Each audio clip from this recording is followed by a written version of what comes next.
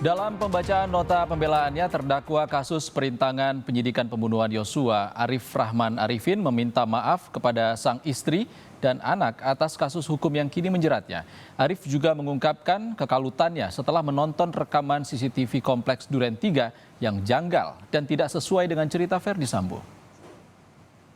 Saya juga memohon maaf kepada istri saya, keluarga saya, anak istri, anak keluarga besar saya. Berangkulah dan sehati menghadapinya bersama. Dalam pembelaannya, Arif tak hanya meminta maaf kepada keluarga, tetapi juga masyarakat dan institusi Polri. Ia juga mengungkapkan kekecewaan kepada sejumlah atasannya di Polri karena saat ia berusaha untuk jujur, usai menemukan fakta ketidaksesuaian antara fakta dan skenario Ferdi Sambo, ia justru mendapat ancaman. Arif menyebut seharusnya ia mendapat perlindungan dari atasan untuk melaporkan temuannya ke atasan yang lebih tinggi.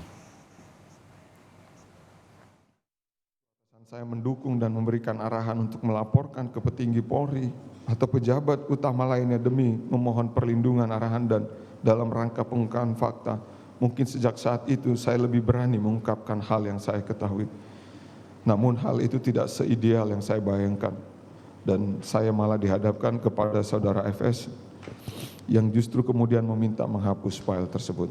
Menjadi tidak menentu dan sulit diprediksi. Apalagi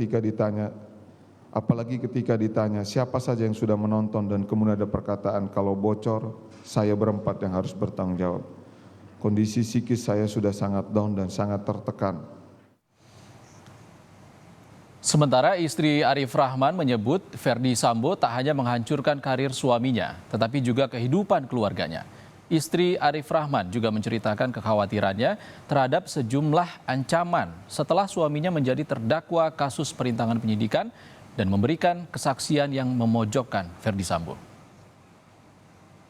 Bahwa akan tega dengan anak buahnya semua ini, menggeret semua dengan kebohongan dan menjerumuskan kita ke dalam jurang yang luar biasa dan menghancurkan, saya rasa bukan hanya menghancurkan karir tapi menghancurkan kehidupan. Baik suami tapi juga keluarganya semua saya rasa pasti juga hancur ya dengan adanya kasus ini. Anak buah Ferdi Sambo, Hendra Kurniawan dan Agus Nurpatria juga membacakan pembelaannya dalam sidang hari ini. Dalam pembelaannya, Hendra menyebut dirinya merasa terpojok dengan stigma negatif atas pemberitaan saat dirinya berangkat ke Jambi dan disebut mengintimidasi keluarga Yosua. Hendra juga kembali menyebut dirinya adalah korban prank perintah Ferdi Sambo dan hanya menjalankan perintah atasan hingga terseret kasus perintangan penyidikan Yosua. Untuk ketidaksopanan dan arogansi pejabat tinggi terhadap orang kecil.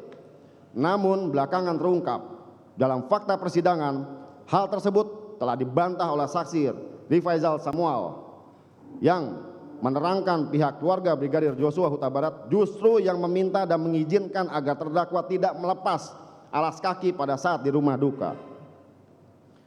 Prank Sambo, istilah familiar atas skenario kebohongan Ferdi Sambo, membawa stigma negatif bagi terdakwa yang seolah-olah ikut terlibat menjadi bagian yang tidak terpisahkan atas perbuatan Ferdi Sambo hanya karena terdakwa adalah bawahan Ferdi Sambo. Pasalnya terdakwa menjalankan perintah jabatan dengan itikat baik